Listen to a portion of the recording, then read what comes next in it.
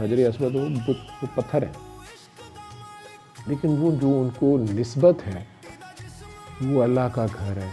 वो नबी करीम सल्लल्लाहु अलैहि वसल्लम ने उसको चूमा है, हाथ लगाया है। अदरवाइज़ सरकार कह रहे हैं कि इस काबे से ज़्यादा मेरे मोमिन की हुर्मत है, ठीक, तो उसकी हुर्मत उससे ज़्यादा है। लेकिन वो निस्बत बहरहाल उसमें काउंट करती है कि बहरहाल आप उस खाना काबा की तरफ हो या पत्थर ही है तो उधर को मुंह करके आप पेशाब नहीं करेंगे, थूकेंगे नहीं, आप हया करेंगे कुछ पर्टिकुलरली। तो अगर जान के करेंगे तो इसकी सज़ा में भी फंस जाएंगे आपको, क्योंकि आप जानबूझ के डिलिबरेटली बाकायमी होशो हवास ब्लास्फेमी कर रहे हैं। तो फिर अल्लाह अपने वो रिएक्शन आपको आ जाएगा जो भी।